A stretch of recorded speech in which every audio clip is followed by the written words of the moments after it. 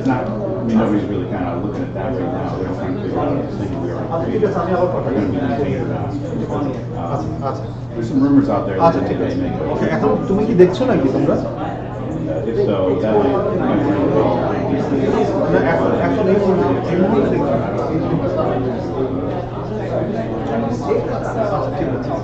আচ্ছা ঠিক আছে, আমি বানাচ্ছি, আমি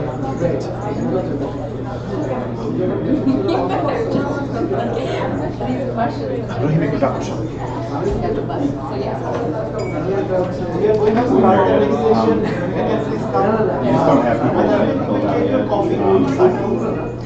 Yeah, Mattis, he said when he's asked about it, he'll say, you want to continue, you want to do stuff, all that. But, you know, India, I mean, two things. I guess we propose once again that Australia be included for our naval exercise with Japan. And Indian fine. And then a couple months ago, we had the Global ISIS Summit here in D.C. About that. 60 countries that are part of the coalition were here. I think a couple dozen others have representatives. India's National Security Advisor did sort of, you know, so yeah, India's been true with ISIS, you know, and India has a lot of social media, so despite all these reasons why India has a dog in the fight, they still don't want to participate. They don't want to see the media talking about it. So security satellite. I don't know how Mattis gets up the energy, you know, to do this. So welcome back. We are going to start the next session. The session is on emerging challenges of regional integration in South Asia. So we have moderator Mr. Richard M. Russell. Thank you, Rick, for joining us. And then the trigger presentation is done by Dr. Martin Rama. Please, Martin, you can come to the table. And then we have three distinguished panelists, Ambassador Farooq Suman. So please come to the table. And then Dr. Ajitaba Rai Chaudhuri. Yes, okay. And then we have Dr. Ravindra Yetawara.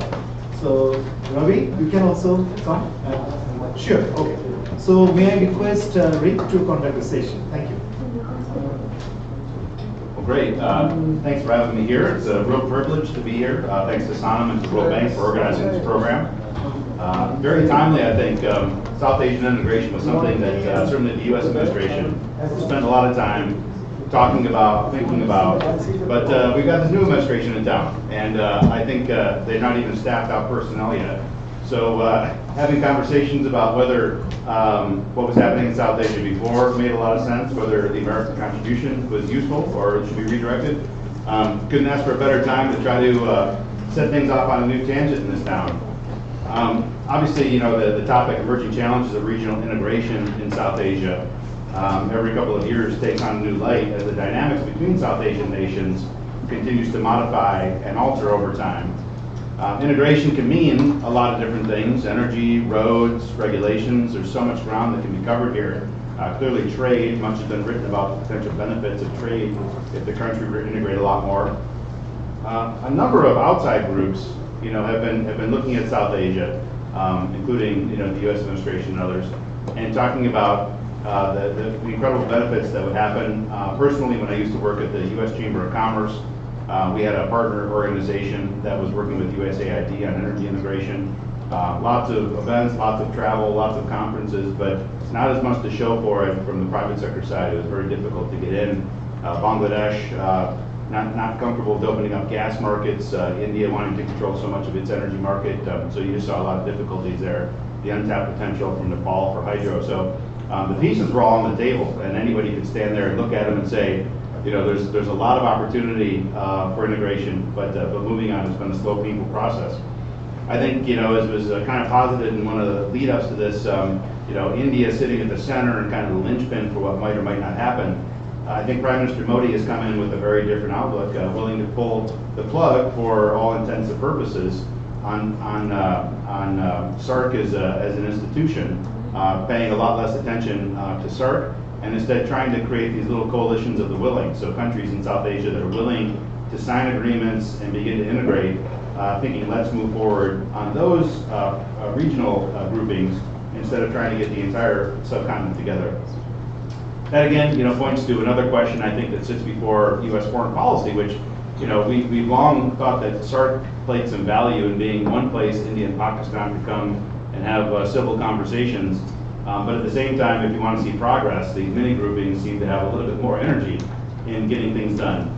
And I don't know whether we've really made much of a determination from the U.S. Side either on whether trying to keep a little bit of momentum behind SAARC or trying to add support to these mini groupings makes more sense. With a panel like this, I think we'll be able to uncover a lot of those kind of questions and hear different perceptions on it that'll help flesh out our own thinking. I think a great line early in the Modi administration, one of his most important economic deputies, Amitabh Kant, was coming through Washington, D.C., talking about the early days of this Make in India campaign.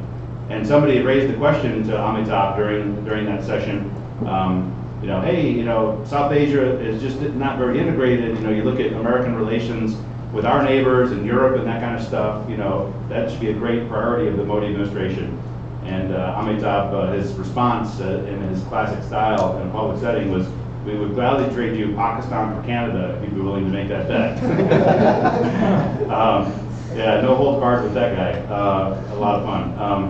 But I think more recently with programs like Belt and Road, with China starting to play a role, we see a new player coming in with bigger resources than what certainly the United States and others can offer, trying of its own models, but not always doing so in the most inclusive approach that I think everybody in South Asia would like to see. So a lot of the world, I think, is wary of the consequences, and that came up a couple of times on the previous panel.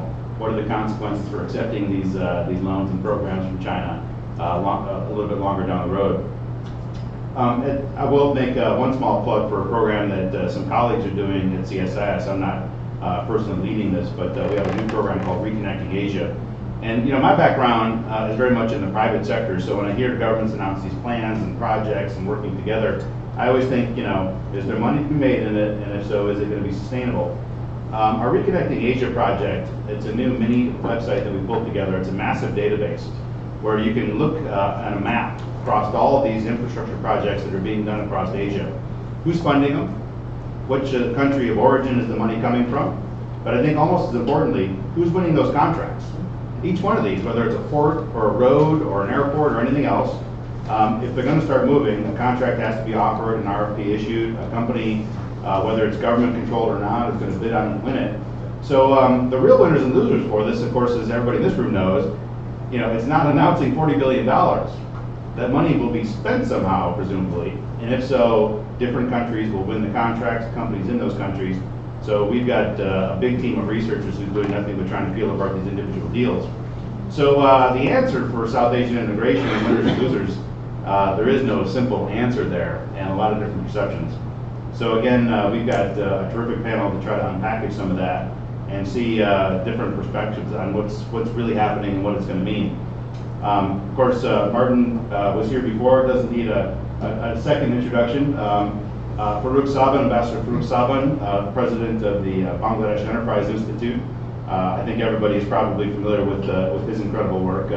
Executive Chairman of the Board of Investment and Special Envoy to the Prime Minister. Bangladesh's Foreign Secretary, led missions in India, China, Malaysia, as well as the United Nations. Ajitava was on the last one as well. The last new panelist, Ravindra Gatawara from the World Bank's Trade and Competitive Practice, co-leads the work on intra-regional foreign investment throughout the entire region and FDI's relationship to trade. So fascinating to take a look through that angle. And been a faculty at Columbia and University of Delaware. So that's the panel that we've got to try to unpack this big question. And Martin's going to lead it off with the key presentation here. So over to you. Thank you. Thank you, Rick.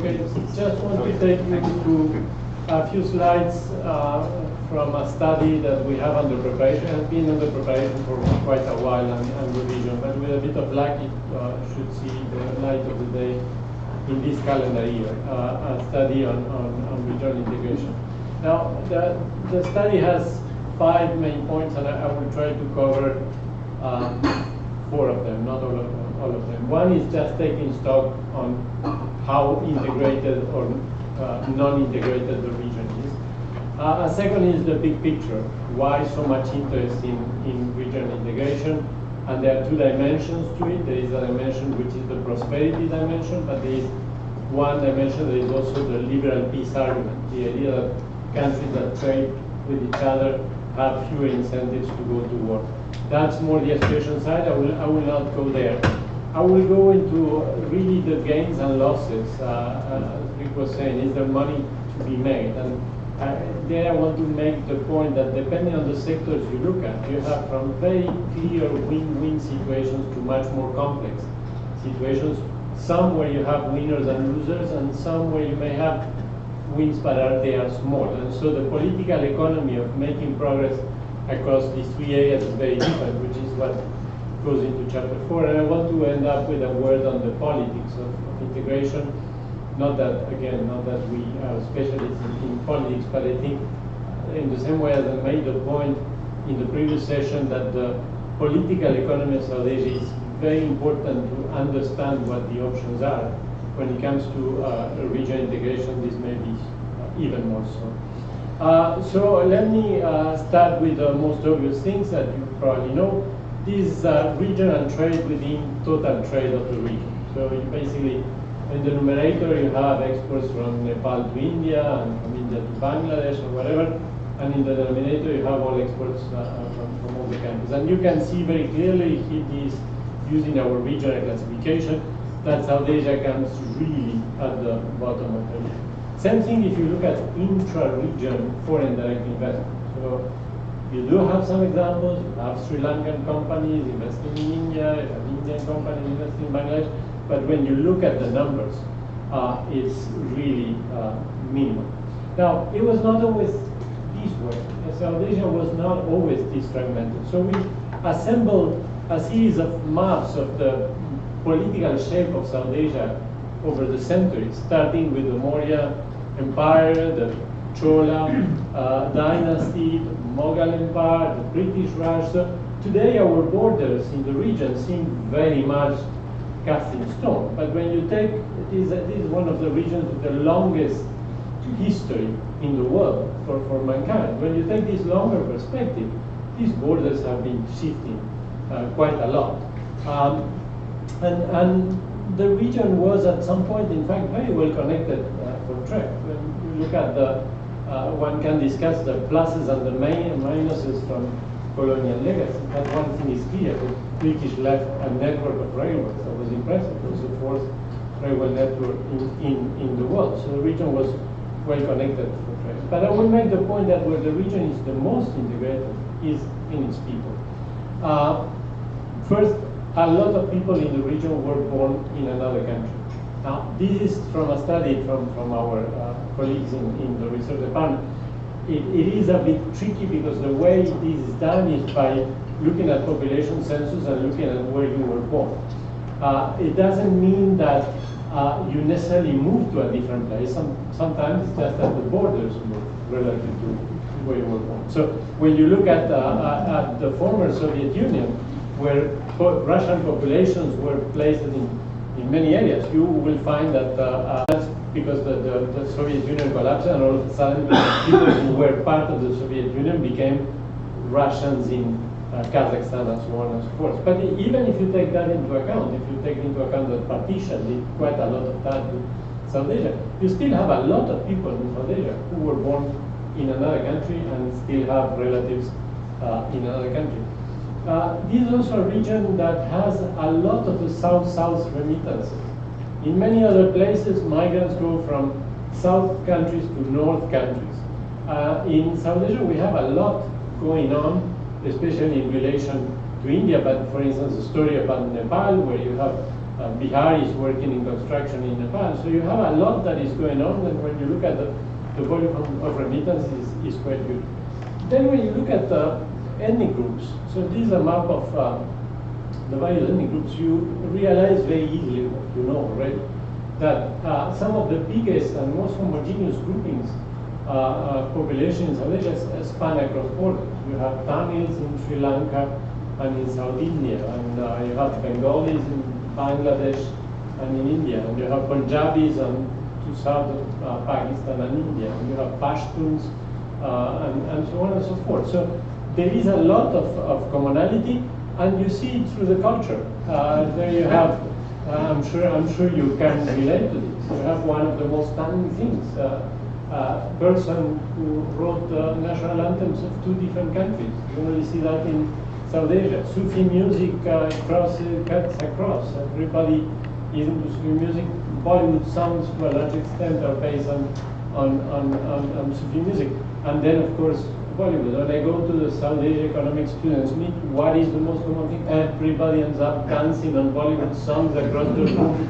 So there is something that seems to unite the region.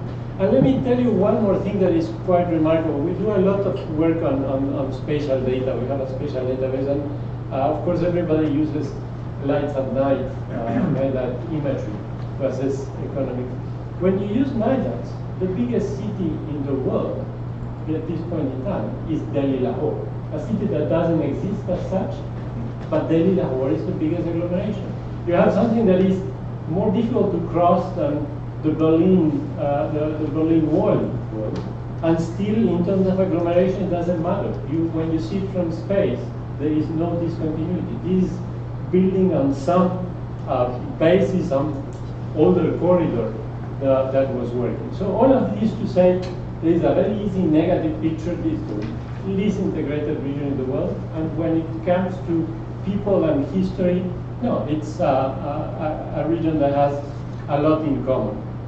And part of what it has in common, we have different work coming up. Martin Meleski is here in our team on economic corridors. So a lot of the discussion that is going on is economic corridors. One of the oldest economic corridors in the world is the Grand Trunk Road. And if you think what the integration of South Asia will amount to today, will be basically having a Kabul-Chittagong corridor that is functional. Okay? So let me skip this and go where the potential gains are. And I want to emphasize 3 areas where one can think that there are things that, because of their scale, go beyond a natural border. And these are energy, trade, and water. There are other dimensions, ICT connectivity, corridors, again, that one can treat separately. I just want to focus on these 3 because they have been, to a large extent, what people have been discussing. So let me start with power. I will make the case that power is really the win-win activity here. Power has 2 remarkable complementarities. One is seasonal, within the year. You have more generation electricity when snow melts, which is the summer, and that's when you have the biggest consumption of electricity in the planet because it's terribly hot. If you think that this is hot here, you have no idea. It's hot over there. So just because of this much, you could save a lot by just generating electricity in the mountains and selling to. But you also have, so in particular, India, Bangladesh have low demand in winter months, while they have high demand in the summer months when you have the snow. But also look at the complementarities over time. Let me take a perspective of several decades. This is the situation currently where you have the installed capacity in pink and the load forecast in red. And you see the situation around 2018. India has enough capacity at this point to address the needs of the entire region. So if there was electricity diplomacy in a region where the cuts are sometimes like 14 hours a day, this could be done. But it will be very different in the future. It will be very different because the capacity is bound to shift where the real capacity is in hydro. There's a lot of talk about solar, and solar has a lot of prospect, but one has to put solar in perspective. Until we have better batteries, solar gives you a lot of power at 2 p.m. and you consume electricity at 7 or 8 p.m. And in the meantime, you have to do other things. So when you factor in the entire complementarity of investment, solar is cheap, but in the long term, hydro is an extremely good option. And so you see that this complementarity over time, where now India could help the region, and India as the biggest market benefit further. Then let me say a word about trade. I want to set the stage and then go to policy. When it comes to trade, trade is among the most restrictive in South Asia. Other parts of the world have gone through entire trade liberalization process. It has been more or less difficult, painful, haphazard. I come from Latin America. There, that was the story of the 70s and the 80s. The World Bank was a champion of trade liberalization over many years. We had Bela Balassa, who was one of our economists. It seems that South Asia has not reached that stage. Tariffs are still very high. We talk a lot about non-tariff barriers, but even tariffs are much higher than elsewhere. When you look at the level, we are talking about between 18 and 14 in tariffs. And then if you add, in addition, there you have in blue non-tariff barriers that are WTO compliant, phytosanitary and other standards. And then you have other non-tariff barriers, and South Asia is extremely creative in making your life complicated. You have to test for the quality of a product, and you have to ship it all across the country to some other part and ship it back. So it becomes really very burdensome. And there is an argument is that non-tariff barriers are worse in India than in other countries. This again with that methodology, the same methodology that Robert mentioned in the first session, and using these 6,000 product lines and elasticity methodology developed by our colleague Key in the research department, that basically infers from the volume of trade the implicit, once you know that the price elasticity, the implicit trade distortions that you are having. And so once you have that implicit trade distortion, you subtract the explicit tariffs and you get the non-tariff barriers. And so there you have the tariffs and non-tariff barriers, and you see that overall you find them in all directions. Finally, water. Again, before I go to policy implications, water is very important in South Asia. These are regions severely exposed to droughts and floods. It's really part of what happened in the region. Red for droughts, blue for floods, and you see across regions that South Asia has quite a big dose, but especially when you look at the number of millions of people affected. There, South Asia, except for floods, South Asia comes really high compared to the other regions. And here again, we have an issue of variability that in a way calls for, is there room for policies in one country or actions in one country that can help the others. And this has to do with the big seasonal variability of the flows of the rivers in South Asia. And I take just the two biggest basins, and they have the flows by months in the year, and you see what happens. So the temptation here is to say, if one could retain water upstream and release the water in a relatively steady way, one could really help offset these things. And it matters a lot because these basins are where most of the poor people of South Asia live. In fact, the Ganges and part of the Brahmaputra basin are probably home to something like a fourth of the global poor, or something like that. So we are talking about real numbers. There you have population living in each of the basins, and you have, in blue is the share of the basin in percentage of the country area, but in red is in population in millions. And you see that the numbers are big for India and Bangladesh and Nepal, and that the part living below the poverty line is quite substantial, and the same for the Indus Basin. So you have this, let me, since I have 2 minutes, basically, we know that there are these potential gains in the 3 areas, and so the question is, why is South Asia not reaping these things? First, on the electricity side, there needs to be an architecture for electricity trade. That requires, first thing is infrastructure. If you don't have transmission lines, you don't have electricity trade. And for now, the transmission lines we have are very limited. There is progress, but they are very limited. However, there is more that is planned, and there will be much more, in fact, that will be needed. But there is also a need for agreement on the price. One of the big issues is what is the fair price when you are selling electricity. And that becomes a relatively charged thing, especially when some of your population doesn't have electricity. Bhutan had a successful way to proceed with India, but I think from a political economic perspective, what was fundamental was that Bhutan got electricity for 100% of its population, 98% of its population immediately. It's more challenging in Nepal, because why will we be selling electricity to India when a third of the country is not connected to the grid? So that internal political economy is also part of what is needed. So it's not just transmission lines, it's not just prices. Some people will say in Nepal, will say, oh, Bhutan got a rough deal and prices should be higher. CASA was stuck because of how much Afghanistan will charge for electricity passing through the CASA is the transmission line between Central Asia and South Asia. So there is a need really to engage. Second is on trade.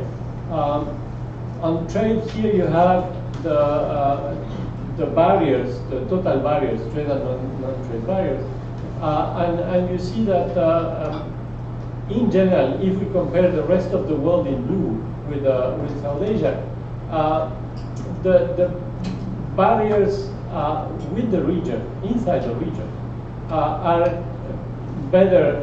In particular, if you see Nepal, India, tariffs with respect to other South Asian countries are already lower than with the rest. You see it there.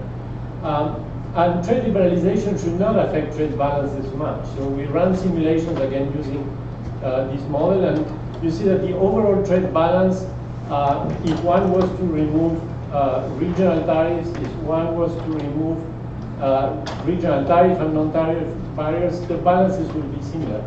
But there will be important differences in relative terms for the different countries. Here is what you get in increase on exports, Pakistan to India, India to Bangladesh, if this was to happen. If we do it with tariff and non-tariff barriers, Nepal to India, Pakistan to India. What is more important, and we'll not go into the details because we don't have the time, is that there will be winners and losers by sectors. Very important. So we have countries overall, in terms of countries, let me give you the big picture. For India, it doesn't matter a lot because the other countries are relatively small relative to India. For the smaller countries, it matters, but you have, in some cases, sectors that are going to hurt. And when you think about the political economy, that makes very easily, gives you veto powers, and so we have it country by country what will happen with the winners and losers. Finally, on why isn't there more progress on water, which is by now one of the most contentious issues in South Asia. Think of the challenges to the Indus Waters Treaty that where the World Bank is a participant. It's the only agreement, river basin management agreement, in which we are assigning participants. And it was seen for a long time like the gold standard of this agreement, an agreement that survived 3 wars without being challenged, but now is under serious challenge. Now, when we look at the modeling of river basin flows, what we found is, first, a lot of the flooding is local. It's not coming from far away. It's happening through local tributaries, so we supported the development of a very detailed modeling of the Ganga River basin with all its tributaries. A lot is local. The flow is mainly from rainfall. Snow melt is more important for the Indus than for the other rivers, but if you take the Ganga, it's 4 to 6%. So the idea that by just regulating what is coming from the mountains, you will regulate the flow is difficult to believe. And finally, the reservoir potential is very small, because a lot of the reservoirs that are in the region, because of the terrain, are for run-of-the-river power stations. So you can hold water for 24 hours, you can hold water for 48 hours of the flow, but you cannot stabilize what you see. And so there are things that can be done, but it's very difficult to think that, oh, go work on the Himalayas and you will solve the flooding problem in South Asia. That will not work. So last minute.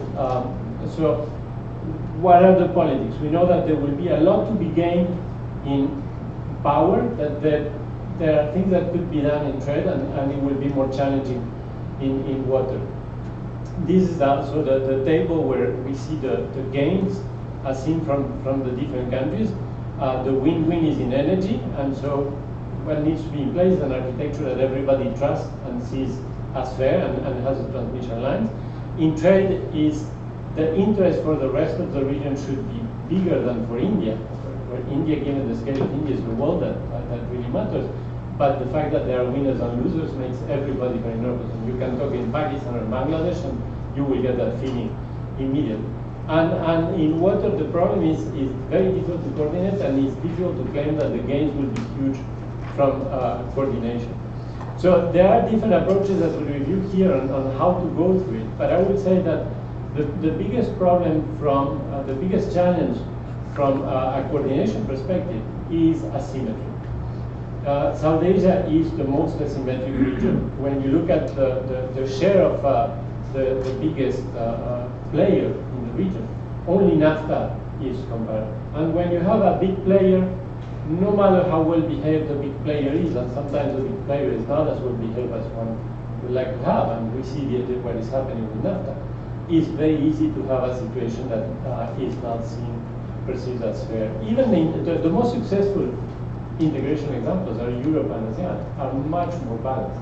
Even in the case of Europe, a savvy politician like François Mitterrand was very worried when German reunification, because he thought that unbalance will make Germany too powerful for the Union, and will make the other countries much less amenable to agree.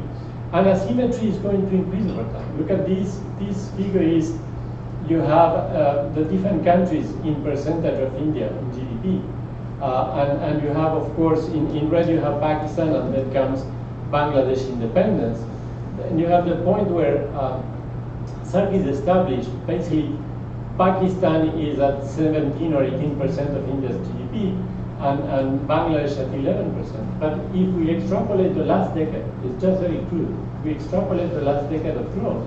Look at what is happening in just 20 years. The asymmetry becomes even bigger. So that makes it very difficult, as there are multiplicity of institutional arrangements. This is a table of all the arrangements we could find.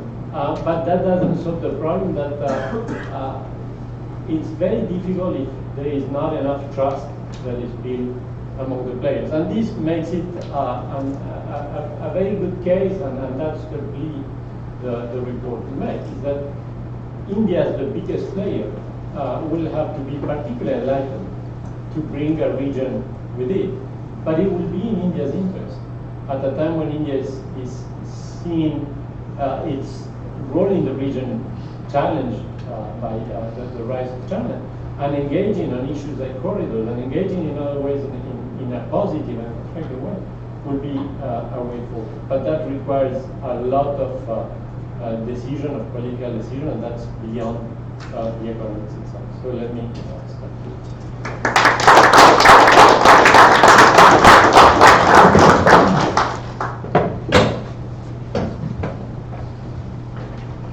Lots of gains for the region, some great data to show, and in fact, even on water, I think a great point that not every sector maybe has quite the same to gain from integration. One point. Now let me introduce my great friend, Ambassador Farouk Soban. We heard a lot about the places, the region. One country that's gained a lot from trade in recent years, of course, is Bangladesh. And has a lot of energy to give and to get. So terrific to hear your thoughts, Ambassador, and thanks for coming. Sure. Thank you, Rick. I think we had an excellent presentation from Martin, and I'd like to pick up a couple of the threads from Martin's presentation. The topic for our session today is emerging challenges. Well, as I had occasion to mention, someone who's been closely associated pretty much from day one with the process of South Asian regional economic cooperation and regional economic integration. I had mentioned that I'd written the concept paper for SAARC way back in November 79. And then when we sent special envoys to the prospective member states of SARC, it was interesting that two countries opposed the idea of regional economic cooperation. And I don't think you have to guess which those two countries were, namely India and Pakistan. India opposed it because it felt this would be a forum for the smaller countries to gang up against India. And Pakistan opposed it because it thought this would be an organization dominated by India. Well, we were able with great difficulty to overcome that resistance. It came largely, I would say, from the bureaucrats, and indeed I would say the bureaucrats in the region, and I should mention that I actually belong to that tribe as a career diplomat, but I would like to think that I played a much more productive and constructive role than some of my colleagues in the region, notwithstanding the fact that I count 17 Indian foreign secretaries as close personal friends. But I found while in office they were all pretty much resistant to the idea of regional cooperation in South Asia. They may have paid lip service. The two people I found most responsive and indeed I would say genuine enthusiasts and supporters for the idea of regional cooperation in South Asia were Mr. Gujral and Dr. Manmohan Singh. And I had the privilege of working very closely with both of them over a number of years, while they were in office and while they were out of office. I actually convened a meeting with both of them in Nepal. The idea was to set up a South Asian Commission. We had Dr. Sattaj Aziz there. Professor Amartya Sen was a member, although he didn't attend, but he sent a long presentation. So it was a good mix of former prime ministers and former foreign secretaries. And they actually have been the people who set the course. Let me now move to the present. One of the consequences of the India-Pakistan divide on primarily bilateral issues, but which they have allowed those bilateral differences to impede the progress of regional cooperation and regional integration. So we now have a number of other initiatives on the table. One initiative which has now suddenly come alive, and it was an initiative which I took as Foreign Secretary way back in 96, 97, was the idea that if we are making slow progress as far as SARC is concerned, why can't India, Bangladesh, Nepal and Bhutan get together and do something? This is now goes under the acronym of BDIN. We've seen some progress, particularly in the energy sector. I think energy really has provided a win-win situation, and I don't know if you're aware, but we now have an agreement in principle that Bhutan will provide hydropower to Bangladesh, and that India will facilitate this. So this is going to be a trilateral initiative. Similarly, I think we are on the verge of getting a similar tripartite agreement involving Nepal, India and Bangladesh. What remains to me a critical question is the role of the multilaterals, in particular the World Bank. I've had the privilege of addressing and advising, I believe, 5 vice presidents for South Asia over the years about, the political economy of regional economic cooperation in South Asia. And I think the fact of the matter remains that India still has reservations about the role of the World Bank, the role of the ADB and the other multilaterals. So at one level, India wants, this is India's backyard, and it will determine, if you like, the role of the multilaterals and how much space they will be given to support regional projects. So this then raises a key issue. How do we finance some of these trans-regional projects? And I think the jury is still out. That is a challenge. Now, in terms of the emerging challenge, I want to focus primarily on what I think is going to be the key issue that we have to grapple with over the next 10 years. And that is the role of China in South Asia. So you're all familiar with the Belt Road Initiative. What you should know is that China has actually 6 initiatives which involve South Asia.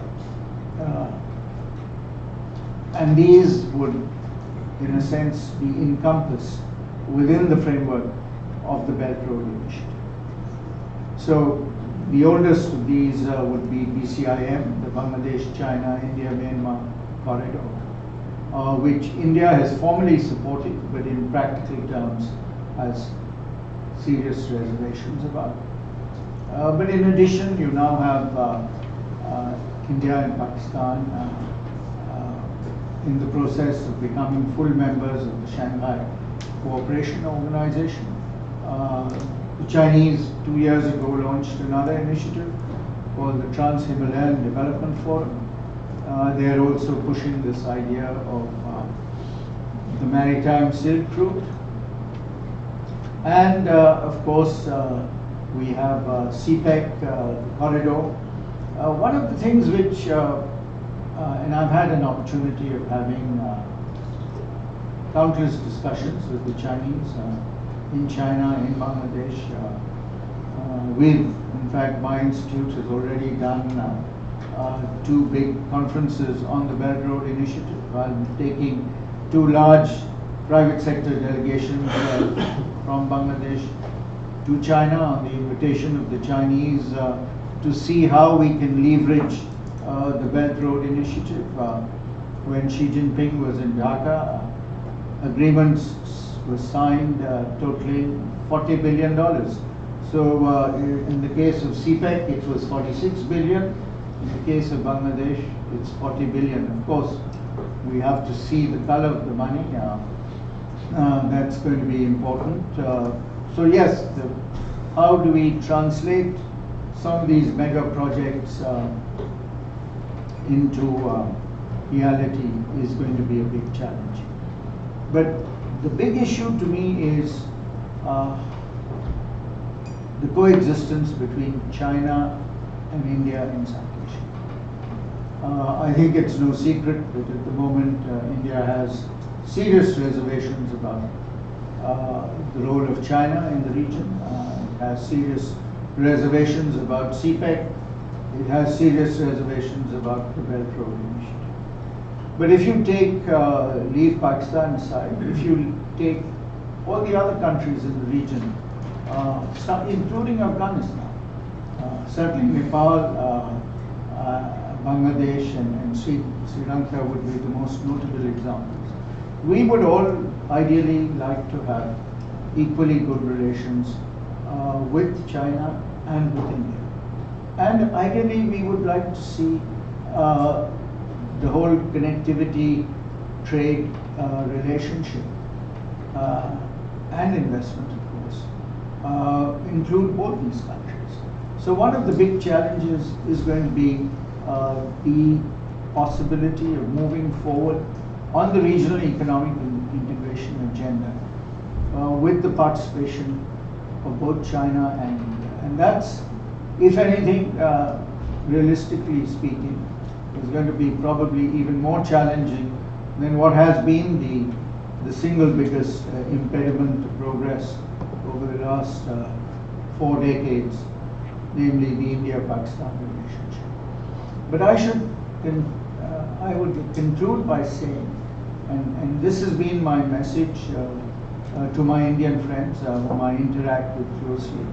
We do multiple dialogues with the Indians, both at the official and at the think tank level, and I've recently led several high-level delegations to India also, is the recognition and awareness that India needs, and this was a point which Martin made in his conclusion, that India needs to carry the region with it, and that this, in order for India to realize its full potential, I think this is essential. And I think you just have to point to one very important dimension of this of the region, which is connecting Afghanistan to the rest of South Asia. And you cannot do this without a corridor leading through Pakistan. To me, one of the key projects, and I've been tracking it very closely, as I'm sure Rick has too, which is TAPI, the gas pipeline from Turkmenistan through Afghanistan, Pakistan, India, and now Bangladesh has formally joined the TAPI project. So if we can make one of these trans-regional projects a reality, if we can have a trade corridor linking Afghanistan through Pakistan to India and beyond, if we can in fact address the multiple connectivity issues linking South Asia, China and the ASEAN region, I think we can certainly, all of us, add 2 to 3% to our growth. Bangladesh is projecting 7.4% growth this coming financial year. I believe Bangladesh has the potential to be growing at 10%. But the key to this is going to be our success in the area of economic integration. We have duty-free access to Europe, but we also have duty-free access to China and to India. But the problem in terms of duty-free access to India has been the non-tariff barriers. How do we remove these? How do we get the Indians really to think of the whole region from a totally different perspective? These aren't easy issues, and but the potential is there. Perhaps we can take up some of these issues in the Q&A session later on. Thank you.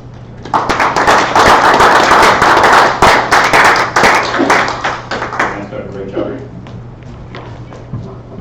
I have a small PPT.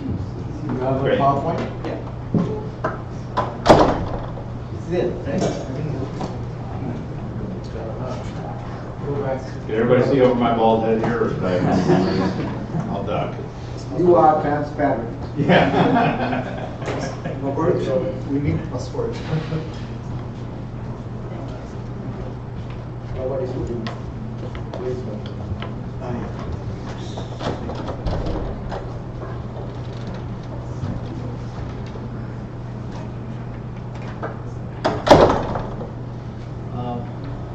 I can start. Yes, please start.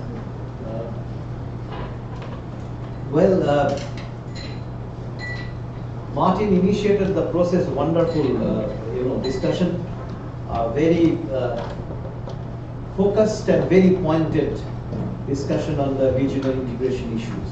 Now, what I want to say again is something like,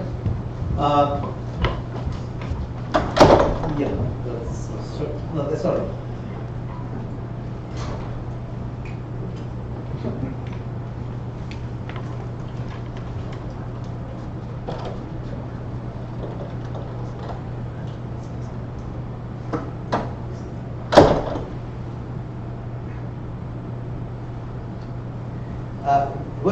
Before I come to this, in fact, I will skip most of these slides because we don't have time. In fact, this will be complementary to what Martin said. Now, the first point which I want to raise is that in India and in South Asia, we depend too much on treaties. As if the government signs a treaty, integration will be attained. And we know exactly what is going on. SAARC is one of the worst regions in terms of regional integration. And integration happens, I would say, first of all, if you look at, ASEAN may not be the same as Martin said. There is some kind of a symmetry among ASEAN nations. But the principle is clear. When the ASEAN started its integration, it's B2B, business to business, as we are hearing from this. It's a private sector initiative. Then came the treaties. It's not that the treaties came first and then the business. Malaysian investors were crossing to Thailand, MSME sector there, for production of computer-related CPUs, chips. That's exactly what happened. So if the B2B initiative does not take place, only treaties will not do. I will come to this point. In fact, B2B, I in fact come to this point. So, is there a role for treaties? In fact, in case of South Asia, if we look at this, basically, as Martin said, investment has to pick up. And unless B2B interaction goes up, because if you look at the ASEAN countries, trade is almost, if you take ASEAN plus 3, almost, I would say latest data is 59% of trade is intra-ASEAN trade, is parts and components, not final products, because it's because of the investment. Companies are investing, taking advantage of the fragmented nature of production. It's not the final good story. It's a parts and components story. It's a fragmented world story. And ASEAN has exploited to the fullest. And not true that ASEAN, asymmetric. If you look at this, since China has become so costly, it moved over to Vietnam, now it's moving over to Cambodia, now to Laos. Asymmetry was there, but the business-to-business interaction did not stop. It went ahead, taking advantage of the fragmented production and basically say the comparative advantage. So we have to combine two. Comparative advantage without fragmentation is an old model. Fragmentation with comparative advantage is a new model, not well developed yet.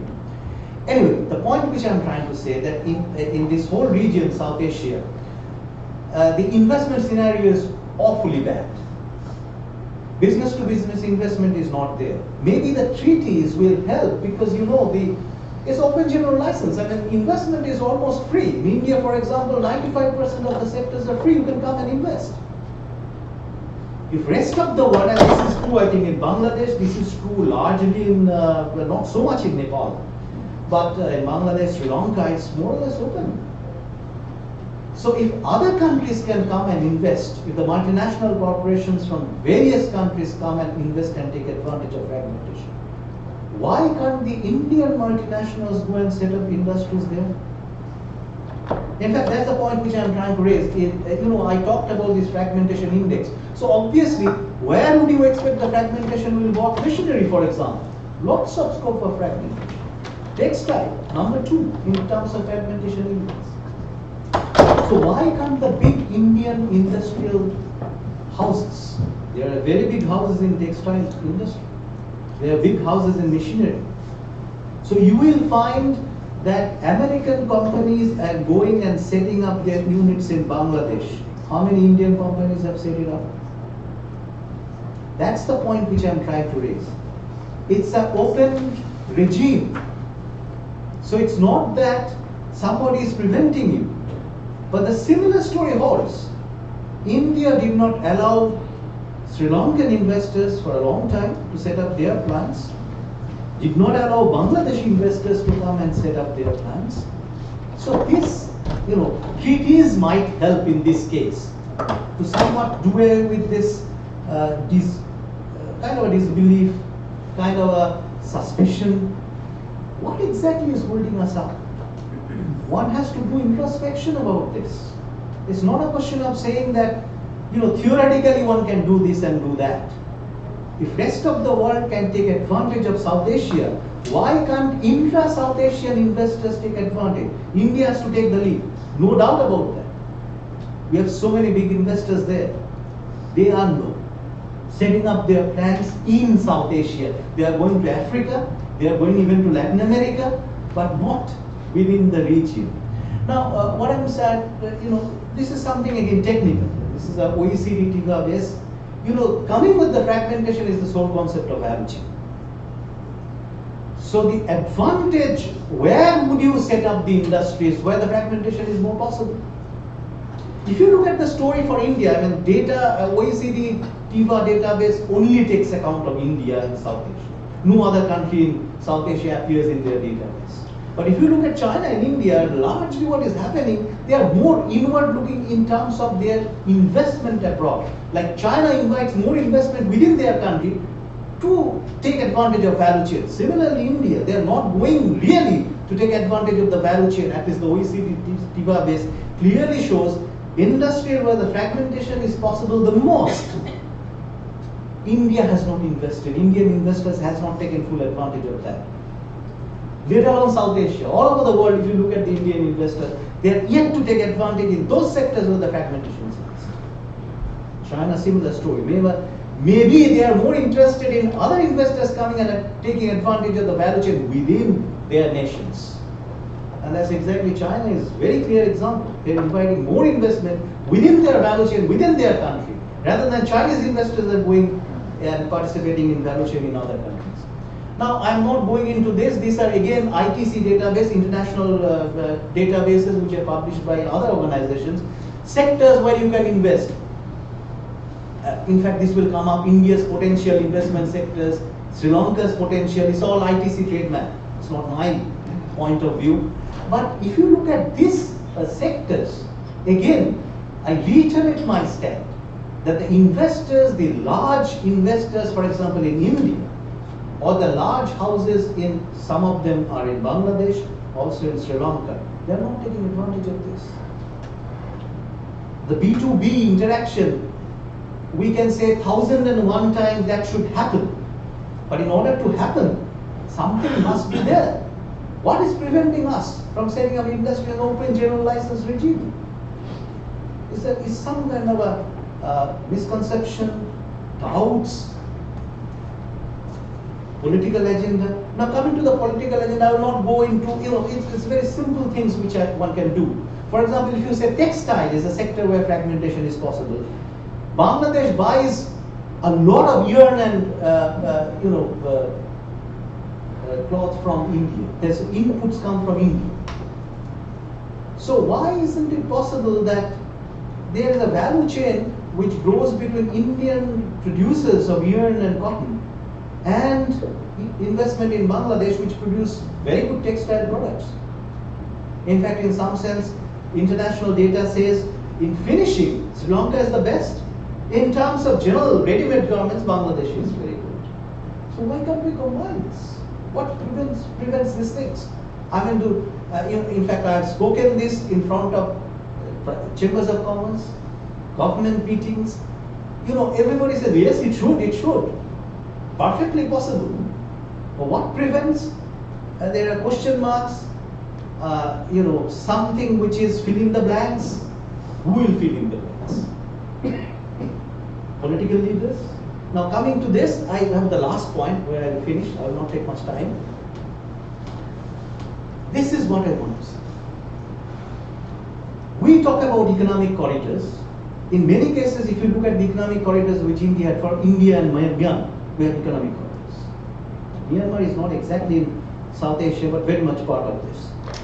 The corridor transacts in goods, basically goods which are produced in China. Local production, less than 5%. Do you think that sort of economic corridor we look at? If you look at the economic corridor which is possible between India and Bangladesh,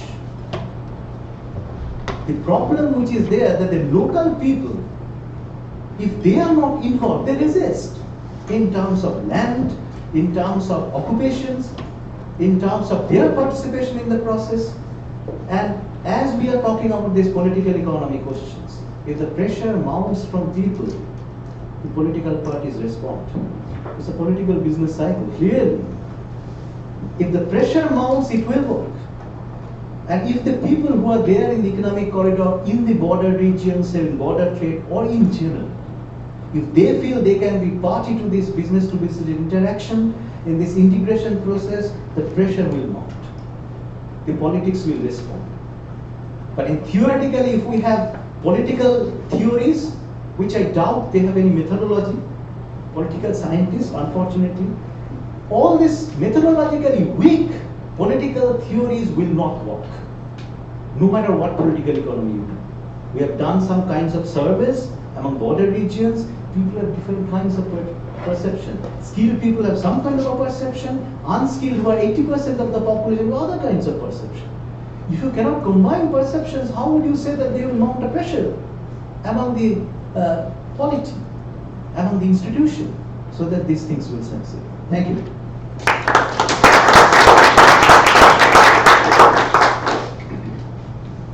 Dr. Yatar?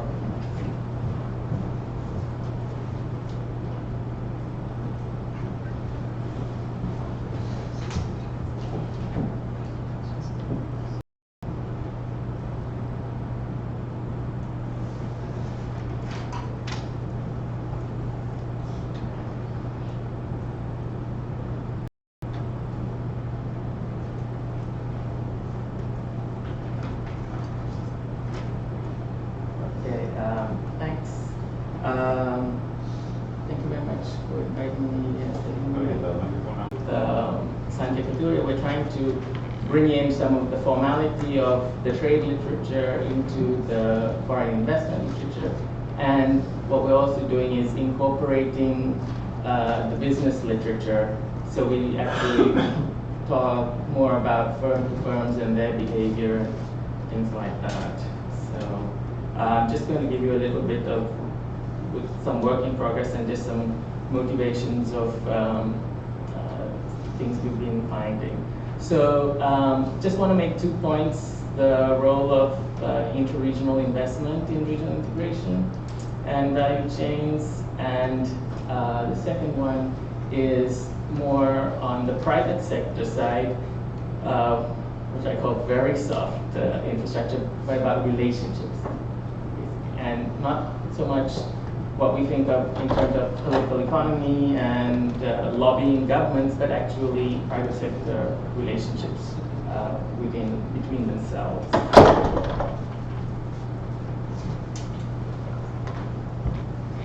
So compared to trade, what foreign investment thinks of, there's lots of PhD students, everyone remembers sort of the Melitz model of a sort of fixed cost of entry and fixed, sunk cost first and then a fixed cost. So you can think of that in the same sort of framework, right, as foreign investment, but think that your sunk cost of entry in foreign investment is higher than for trade, right? You have to do much more research before you start investing in a place. And then your actual fixed costs of actually doing it are also higher, which is from that kind of a framework. So the thing that's sort of good, if they actually do it, and it's good for regional integrations, we're talking about much more money, right? So that means a greater stability of the relationship, right? So that will like last longer, it's a deeper commitment. And so then that sort of perpetuates the regional engagement. Now, sometimes we trade, if your neighbor is your source of filling up shortages, during food shortages or something like that. And if you look at some of the South Asia trade, it's very spotty, right? You have big imports of a certain product, then nothing for 5 years, then again and all of that. So that sort of suggests a sort of a very haphazard and sort of short-term sorts of relationships that are going on, which are not sustainable. So that's also probably an issue, but I'm going to focus here just on the foreign investment side. What we have here is then that it's just less than 1 percentage point, 7% of all of the foreign investment that comes into the region. Only 0.7% would come from within the region. Okay. Now, one of the things about South Asia, and this is the World Bank's categorizations based only for non-high income economies, right? So these are our developing countries investing with each other. So if you just look at the numbers there, it's like 8% is the highest with sub-Saharan Africa, right? And so it's also true in value terms. One of the sad things about South Asia is we don't have some big country that's very, very rich next to us, right? And when you actually sort of incorporate the neighborhood with high-income economies, you can see that this sort of intra-regional investment goes up much more, right? So this is the regions, but for example, now East Asia is not just Indonesia investing in Vietnam, but it's also Singapore investing in Vietnam. So when you take that, things go up much, much further, right? So East Asia was, 6%, now it's 48%, right? So we have that issue for South Asia because we don't have a high neighbor. And doing the same sort of analysis for trade agreements, you can see where actually the worst in terms of interregional investment. Okay, the EAC is the East African Community that has been doing well. Okay, so with this low sort of inward investment, one of the things we wanted to do is also, okay, why is this thing so low, right? And everyone, generally, if we're looking at including the bank, we're looking at our inward foreign investment policies, right? And they're generally liberal with certain industrial variants, and the bank as well. We sort of look into doing helping with the business environment and doing business kinds of indicators to facilitate investment, and not just now investment attraction, but also retention and expansion, right? But what we also want to say is, look, this might be also low because we look at the outward investment regime, and I think that has not been addressed enough, right? And so Bangladesh is only now slowly opening up about their outward investment regime. The outward investment regime in Nepal and Bhutan pretty much is banned, right? So you can't be expecting interregional investment if you're not allowed to invest abroad, right? And one of the reasons that I think a new reason is, capital liberalization is considered sort of a macro issue that IMF deals with, but now global value chains make it a micro issue because it's not, if you sort of think about this smiley curve, right, about different value addeds and different profit margins in different parts of the chain, right? So for example, there's a lot in many industries like apparel, high profit margins at the retail sector, right? So what if a Bangladeshi producer doesn't want to just send their products to India, but they actually want to open up a store there and capture those margins for themselves? Why would you want to prevent one of your entrepreneurs from capturing the margins, which will then also help your own country? You'd rather just give it to, across the border entrepreneur and they'll capture the margins. So why do you want to have the, 2% on a t-shirt margin instead of, 40% on a brand? So I think this sort of gives us a case for thinking about at least gradual opening up of of the capital market. So here, instead of looking at intra-regional investment, I look at outward investment, right? So outward regional, intra-regional, outward investment. Pictures look somewhat similar. It's slightly higher now for South Asia, but again, South Asia is the worst in terms of these developing regions that have, that are not investing in their region, right? And I sort of do the same sort of exercise as before. I'll tell you what's kind of interesting. You can see it for these regions like ASEAN, and actually if you look at the standing up slide, the higher region in the right-hand side, East Africa, the East African community, 30% of their outward investment is actually within that region, while it's 1.1 for South Asia. So let me go quickly to the second point that I was wanting to make. And, we are seeing incipient movements in the right direction, right? We're seeing some outward investment, as Martin said, some Sri Lankan apparel firms and so on in India, retail as well as manufacturing. And we're seeing services outward investment, right? We can't forget the importance of that. We're seeing it in the traditional things that we think of, like hotels, Nepalese investments in Sri Lankan hotels, in Maldives and so on, as well as India in Maldives. But we're also seeing it in things like logistics firms and so on, and that will also perpetuate trade and is sort of an optimistic thing for trade.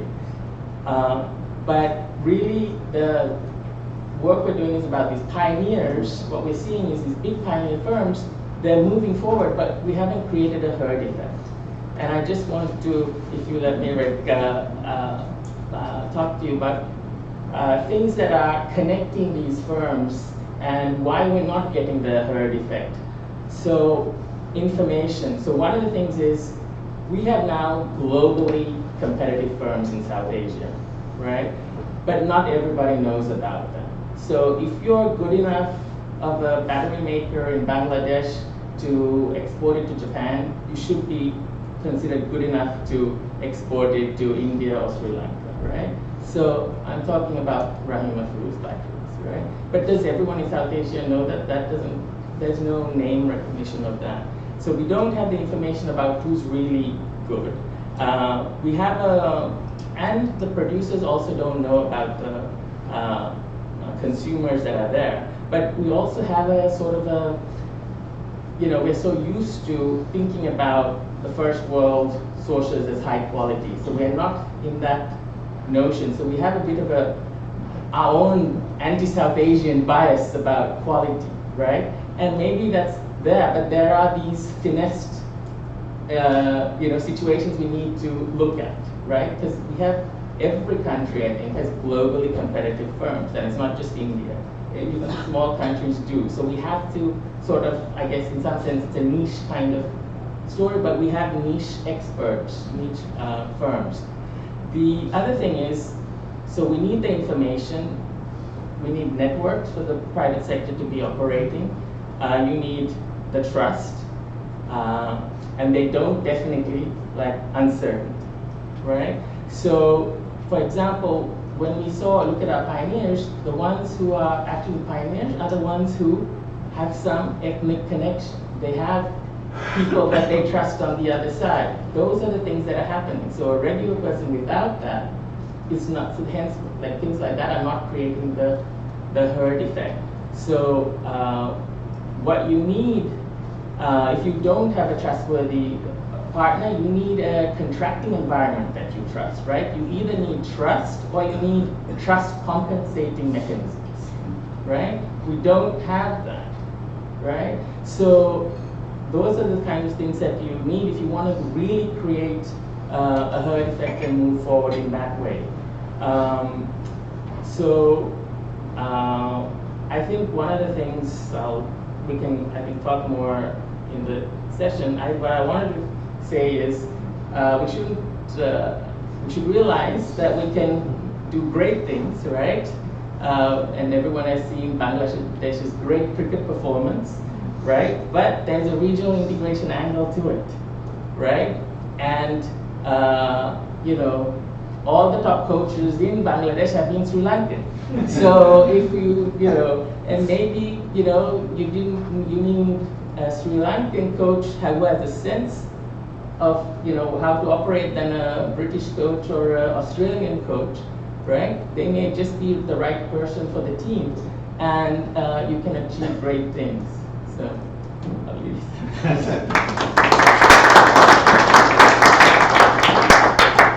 Well, so far we've gotten in the Bollywood reference and the cricket reference. So what's left? I think we're done with the conference, aren't we? I know we started a few moments late. How long do you think we should take? We can 1:15 or 2.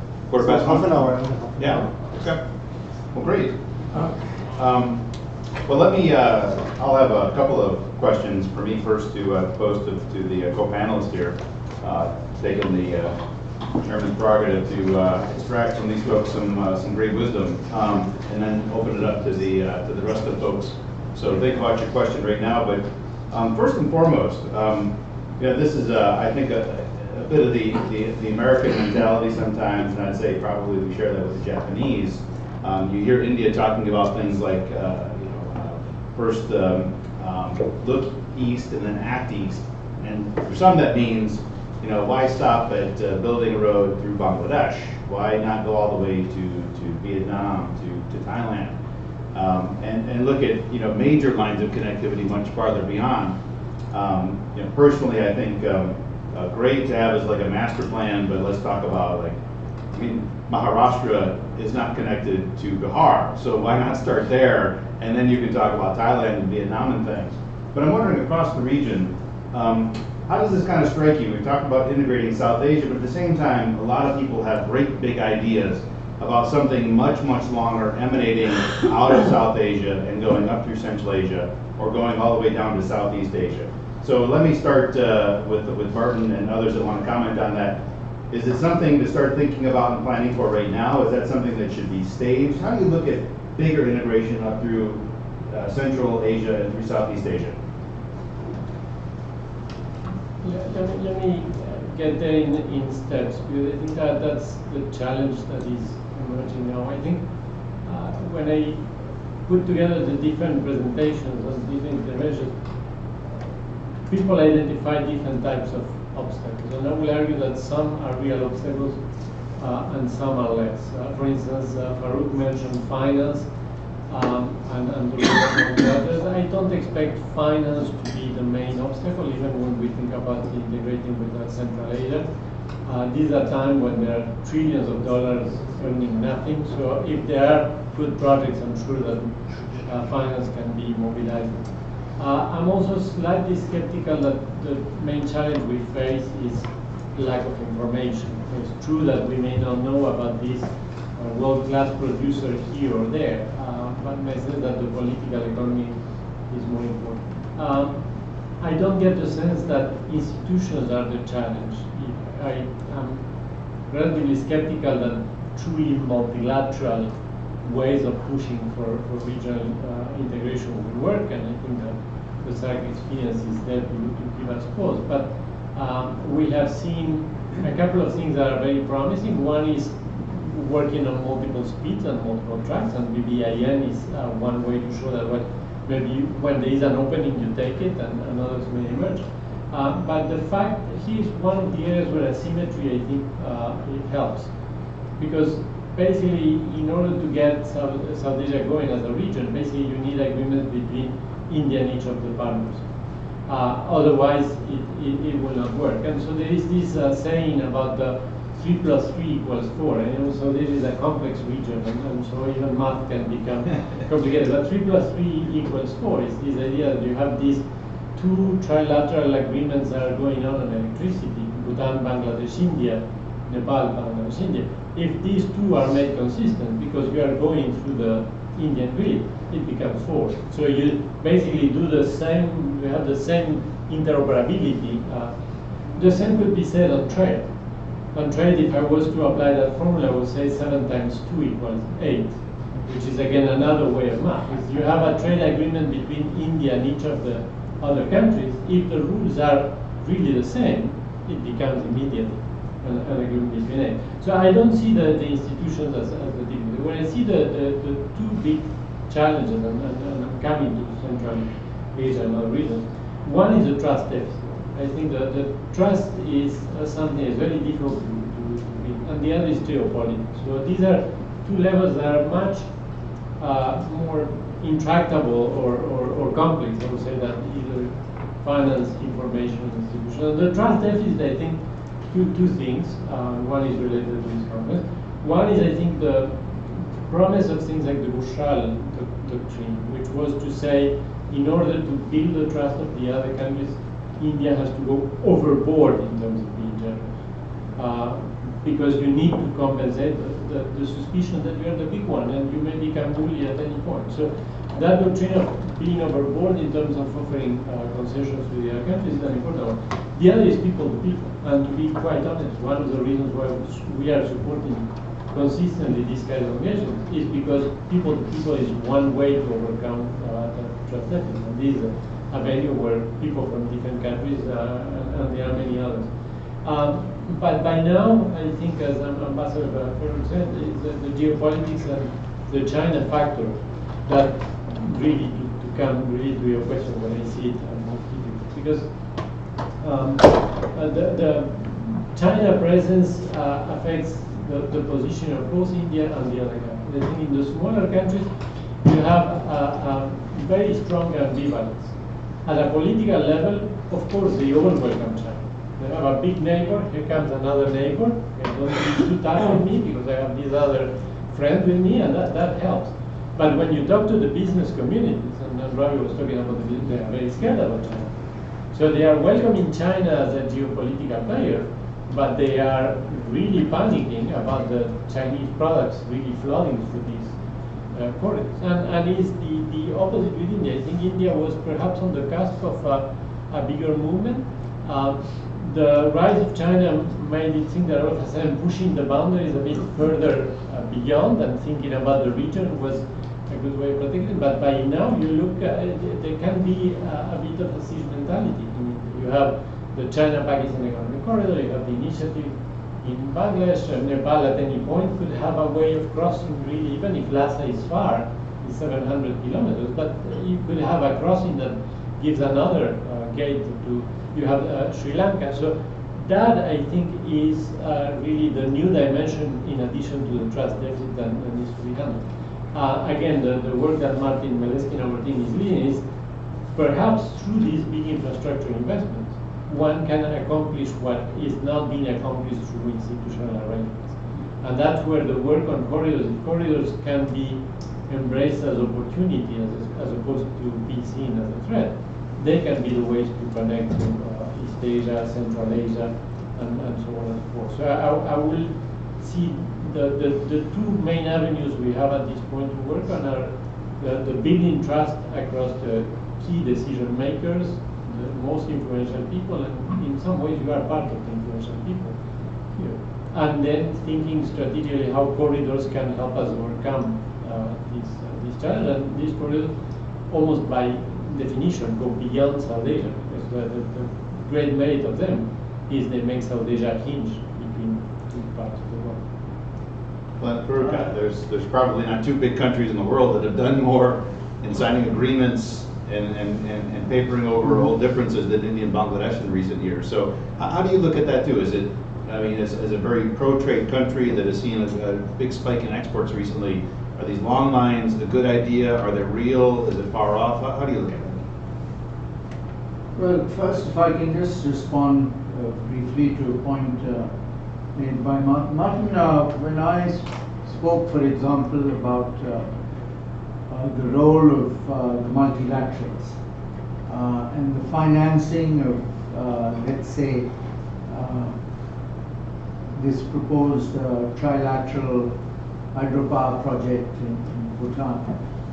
I mean, I'd be very interested to know what is, in your view, the World Bank understanding of where India stands today, because I've tracked this probably more closely than anyone else that I know of in terms of Indian thinking about the role of the bank in the ADB. And my sense is that India has still not completely reconciled itself to either the role of the multilaterals in financing infrastructure projects in the region, or for that matter, even the role of foreign direct investment.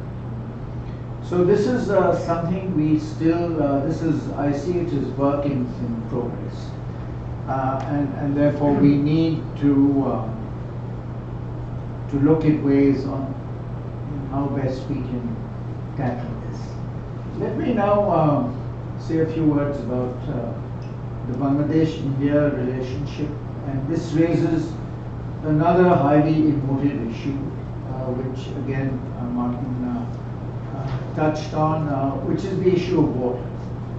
If you ask me today what is the single biggest problem in Indo-Bangladesh relations, it's the issue of watershed. Many of you may not be aware of the fact that there were basically two key issues which our Prime Minister was hoping she would see some results on during her recent visit to Delhi. One was, of course, the Tista water sharing agreement, where effectively we find ourselves back to square one in view of the position taken by the Chief Minister of West Bengal. But an equally important issue, which goes all the way back to December of '96, when we signed the Ganges water sharing agreement. I was then Foreign Secretary. An intrinsic part of that agreement was that India would help us build the Ganges barrage within Bangladesh, which would provide water during the dry season for irrigation and other purposes.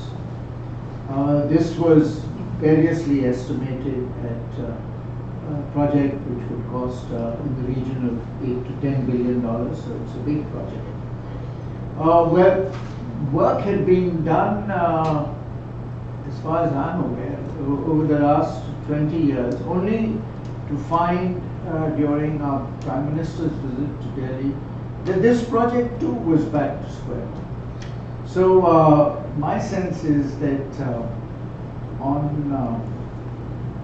the emotive issue of water, which gets a lot of attention in the media and civil society and so forth, this remains in some ways a big stumbling block which influences public opinion.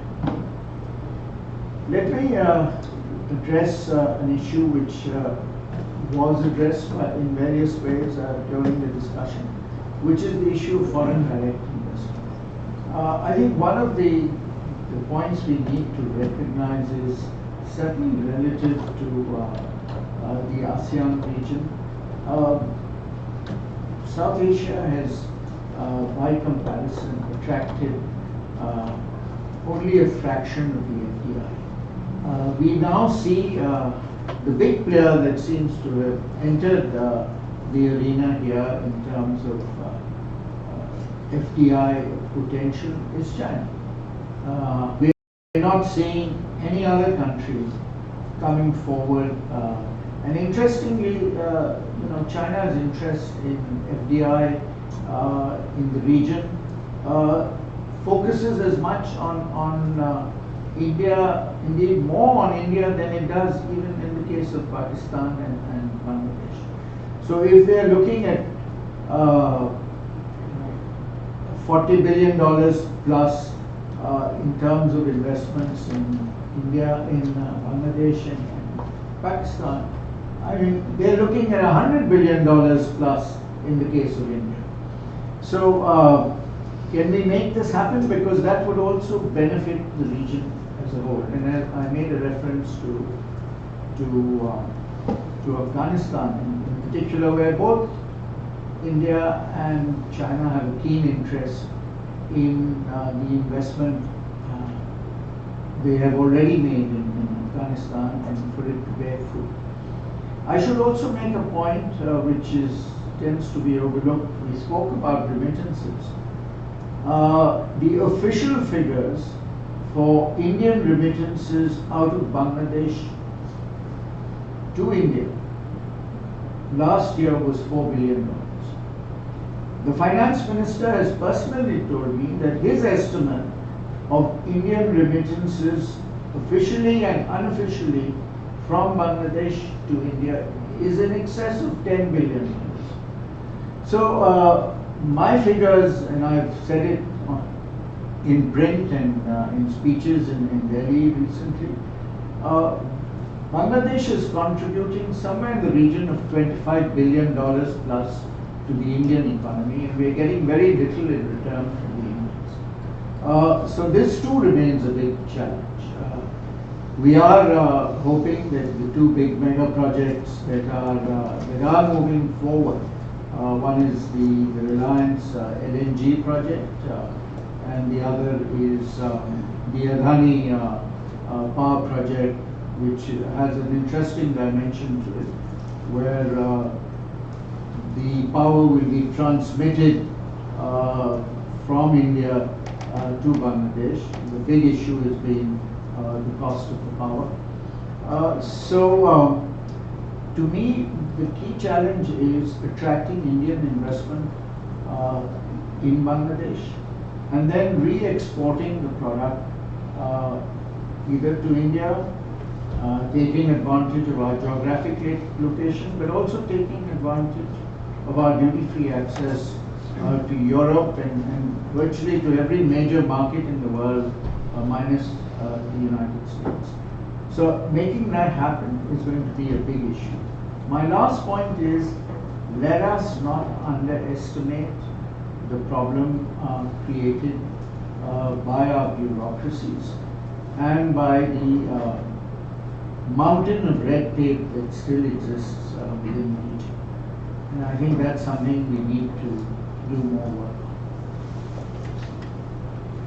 Or I don't know if you have a point on the longer lines of connectivity. Otherwise, I can open it up. Very quickly, one or 2 points. In fact, this is very clear that there should be, there's a task deficit, there are other political economy questions, but I do believe that in general, unless you involve in this whole scheme, say the whole sea or unskilled population, I mean, we have 90 to 85% or so unskilled labor. How are they going to benefit? I mean, that's something which really will put the pressure which is needed for a change in attitude. About people-to-people interaction, think about Bangladesh and India. We have tremendous amount of people-to-people interaction, legally and illegal. But does it change the policy? It's going on for years. Trade. The illegal trade is maybe 80 times more than legal trade. Does it change the policy? Things move on. People-to-people interaction is something which you do not need to discover. It's there. And the problem is how to really make something which is non-human capital. Actually, we treat the way the people-to-people interaction is going on is not in terms of what we call human capital building. The moment we look at it, that some human capital will be built up out of this, that will generate or help in the growth process, things will change and the benefit will trickle and things will move that way. And the last point which I want to say about the attitude to FDI. I mean, India, it's very clear that we are terribly short of funds in terms of infrastructure.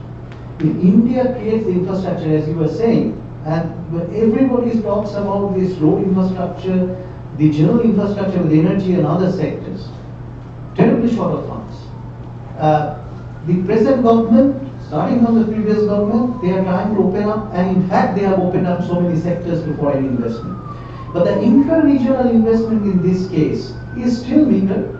and how far this infrastructure investment will create the, so the level playing field with South Asia vis-a-vis the rest of India has to be seen. It's not that in India the attitude to foreign direct investment and in fact basically the infrastructure sector is the main thing is changing. It has changed certainly, but there are certain ifs and buts which will come up. But things have changed lately, I would say. Yeah, I totally, agree with Martin's point about.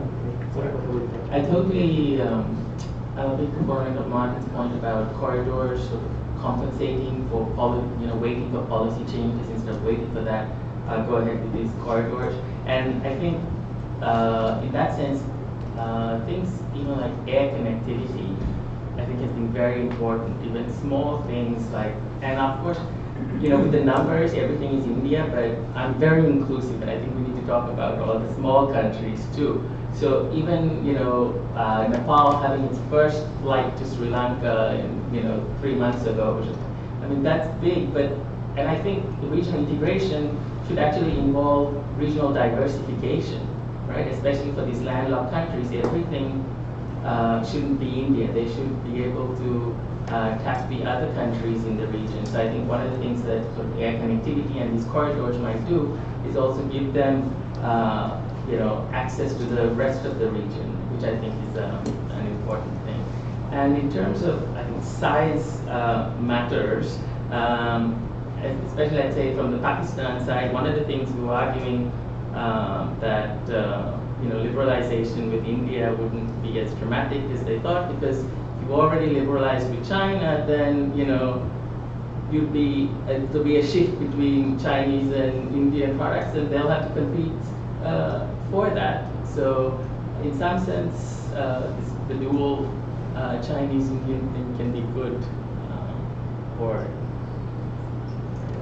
Let me open it up to the floor. We got a couple of minutes to go. Yeah, unless we're about to hear that it's lunchtime. Thank you. I think it was an excellent session actually, and a lot of issues and things to cover. I just want to highlight a few points. When it comes to the trade issues, regional trade in South Asia, it's a kind of provocative kind of idea. But I thought that Bangladesh is the smartest country in South Asia. The way Bangladesh actually used the import from India and used it in its export sector quite nicely. Though I'm not saying that I will get a position in the ministry because I'm saying this in the prime minister that I like it. But actually, I say that so because if you compare Bangladesh with other countries, Nepal, Bhutan, heavily dependent on import from India, but mostly if you look at the composition of product. Even Sri Lanka, the composition, probably Sri Lanka is the second smartest country in South Asia after Bangladesh, but Pakistan is not at all, because of the lack of integration with India. So what I'm saying that import from India shouldn't necessarily treated as bad. The way if you can use it, I would not really be very much concerned about the bilateral trade policy. That's the first point. Second point, I think you rightly pointed out, Martin, very nicely, that role of India and other countries as well. We blame India quite a lot, but I think the role of other countries is very important. When you talk about FDI, all these countries actually it's not about FDI from India, but FDI from all over the countries to South Asia is very small.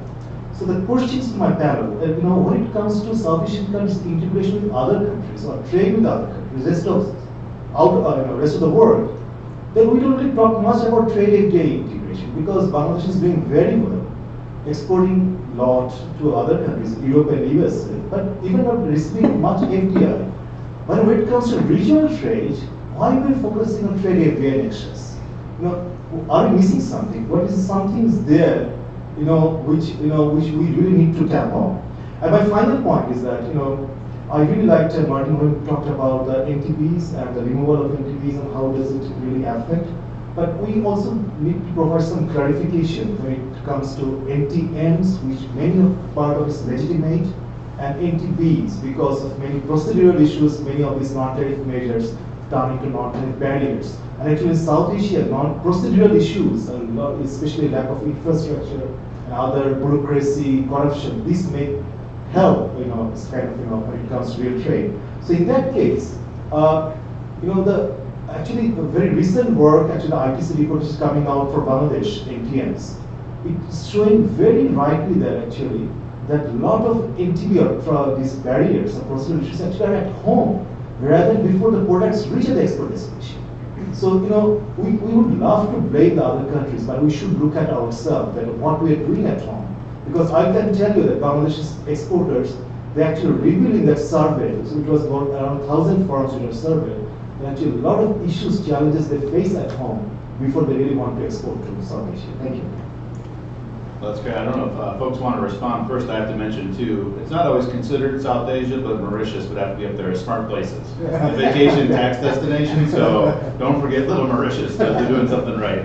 But on your point about how difficult it is sometimes to move stuff out, I mean, a great World Bank study from just a few weeks ago looking at the effectiveness of South Asian ports, right? I mean, that has great quantitative data kind of showing how difficult it is. If you've got a product to get out of the country, it's still not that very easy unless you're in Sri Lanka. That's the one place that seems to be getting the port a little better than others. But I don't know if others want to take, was questions and points there. If anybody wants to respond to, Yep. I'd like to respond to the issue of the trade FDI nexus. Important for South Asia, but not so for. I think it's relationships and trust and also information about those firms. So you have long distance relationships with Victoria's Secret and Marks and Spencer, well-known companies, information about them available, right? You don't have, so then you don't need FDI. You can have a contracting relationship and do business, right? But if you don't have that kinds of reputational effects within the South Asian countries, or you don't have the information, or they're all family businesses that don't publicly report their information, then you have a trust issue, right? And so one of the things is then you actually need to go and set up there, and then it becomes an intra-firm GVC kind of story.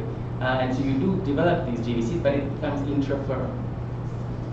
Can I just? Yep. One very quick point.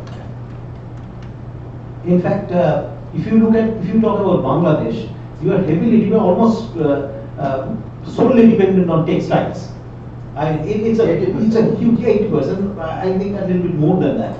So if you look at the textile story, right? Quota hopping helped Bangladesh a lot. In fact, quota hopping helped Sri Lanka also. Quota hopping is something where the intra-firm transaction, as you were saying, you have a problem of transfer pricing. You have a different ballgame. You have a different story in that case. But if you look at the Indian case, yarn import and other imports, which are, I think 50% is from India, the yarn and everything comes. But that integration is missing. If that integration takes place, certainly if that investment takes place, the textile story would be different. Textile machineries, the Bangladesh machinery, the textile machines which Bangladesh producers use, come from Italy and Taiwan. Why not India produce that? India used to produce textile and has stopped it. If that can be done, it's a huge market. Such an integration is possible. So that story has to be explored, which is yet to be explored.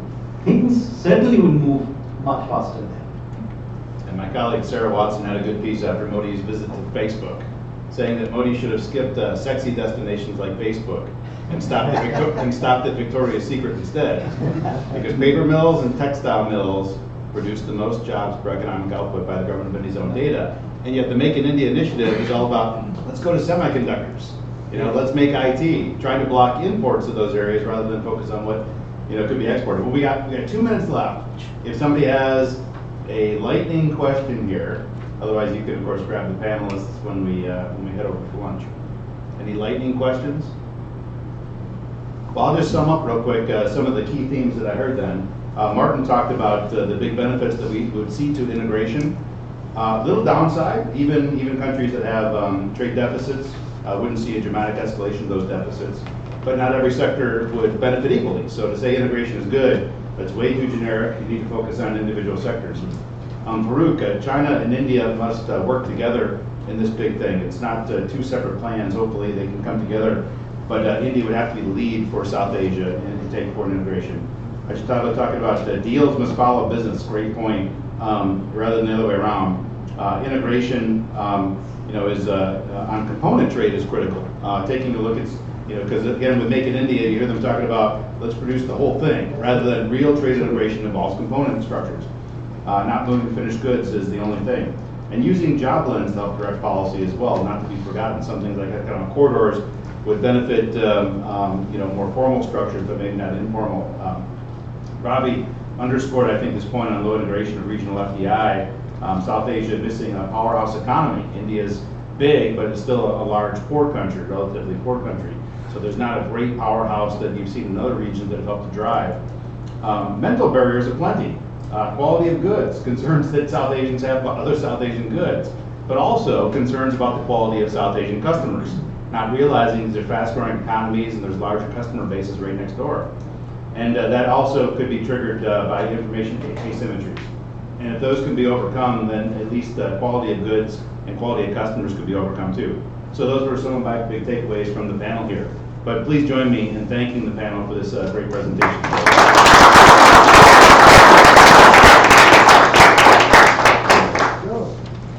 Thank you, Rick, for sharing, and all the panelists. Please, thank you. We'll come back at 2 o'clock after the lunch. But the lunch, Robert, you can start our session. Thank you. I did, yeah. As soon as I saw your face, I have a very nice token of appreciation from the students there. It was a big tour around India. I hadn't done so many university talks. So it was pretty good. I was trying to Google it. So I'll see you on the 19th. For sure, yeah. I'm Martin Malinsky and Martin was mentioning the study. You mentioned an interesting data with the contracts with infrastructure. Yeah, it's called Reconnecting Asia. One of our other programs at CSIS is calling that. Yeah, Reconnecting Asia. Reconnecting Asia. Yeah, so they look at all the big announcements, China, ADB, World Bank, IMF, others, and they try to actually pull together what are the actual contract status. Has there been an RFP issue to the road or whatever else? Has it been tendered? Who won it? What country controls or is the residency of the company that won it? So it gives you a little bit different perspective on kind of the winners and losers of this whole thing. But I'll drop you an email, actually. I know our team is love to come by and try to destroy the market stuff. It's a crazy, massive database, and they're working on that stuff.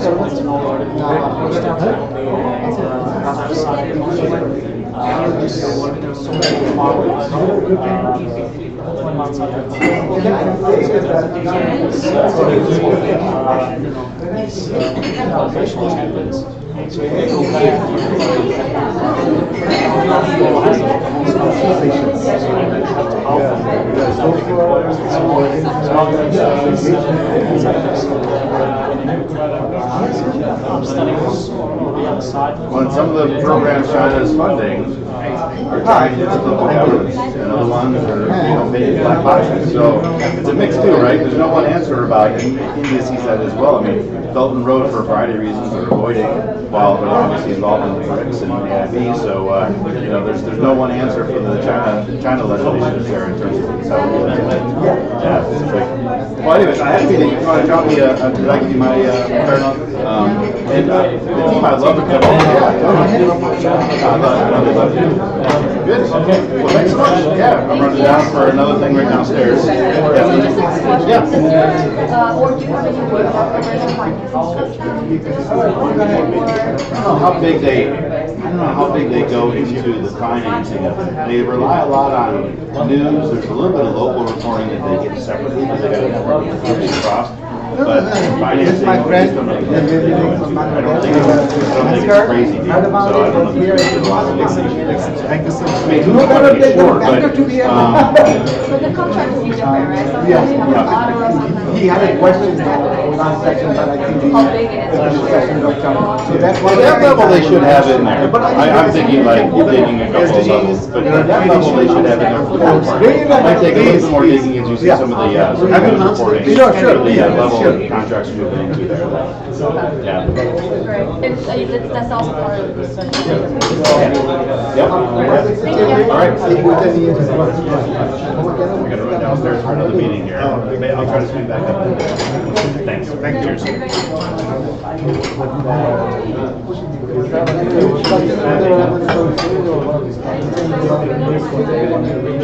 Having a short research session on the topic of the report a month before, 6 weeks before, to see what kind of research is done in the region on this topic. Because we're sitting here, not in the region. There is no work happening. It was for us to benefit from this work, so we could use it in the short report. This report was so soon I'm going to have a funding. And then also like this, we need to spend time. But if we can just time Exactly, to it's timing. later, sure, related to a focus, of course, we have also share of research. So let's use opportunity. And then it's part of my job description, and I don't have my funding. And I think it's your first son. Very good. Will lend itself to Thank you. Actually, I just So do you want me to put it on the... Yes, please. I do it.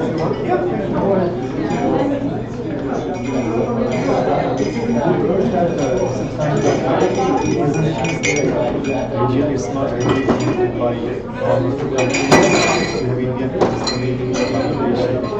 so that's the kind of history of course that actually gives a bit of confidence and trust. Like that it's not kind of one-sided story when here. This is why I like that you again talk about this kind of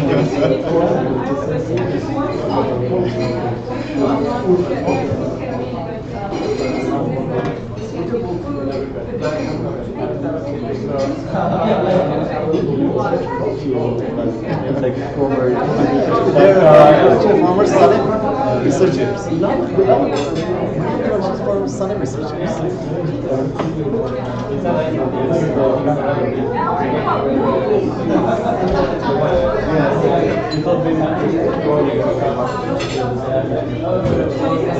just chat now a bit. When we got something with you.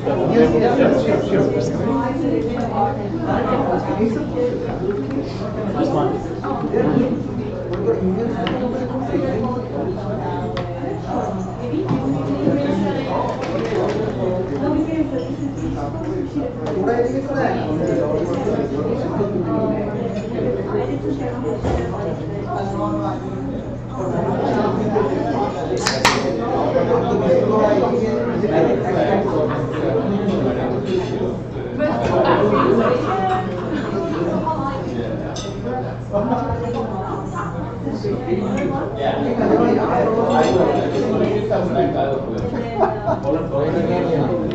Nee, die koopt niet zo.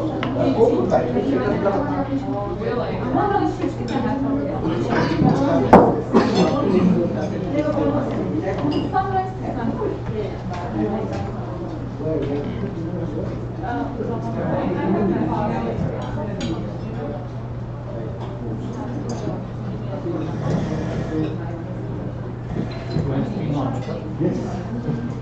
Big problem.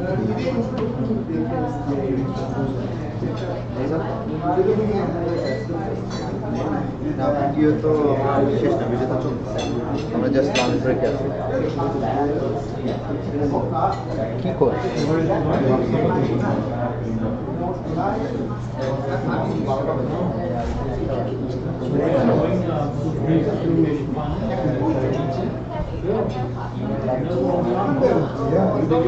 Yeah. দেখে থাক অন্য কিছু না না সমস্যা নেই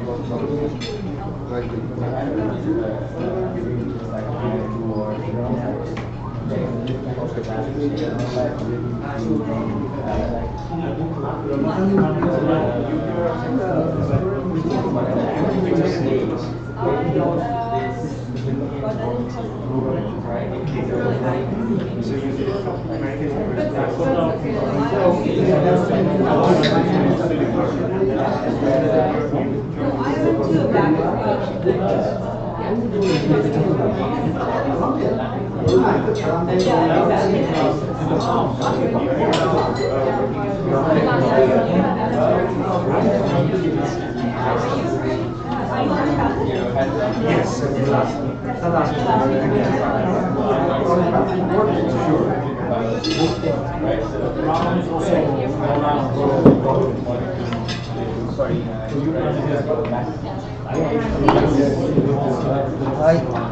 Sorry, bhai. No. That should be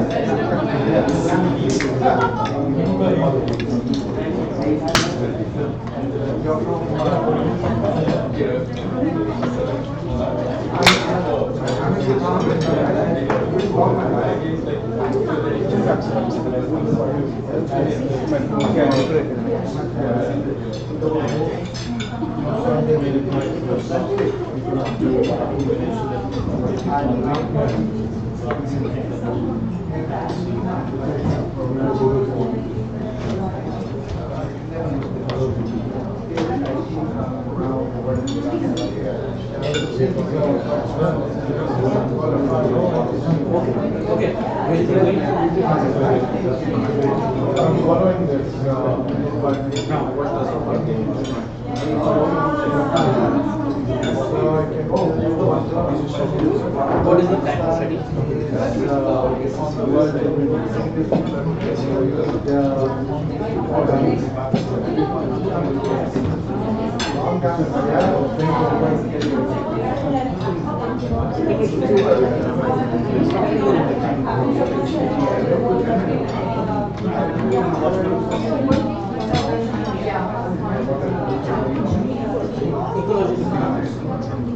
Ecology.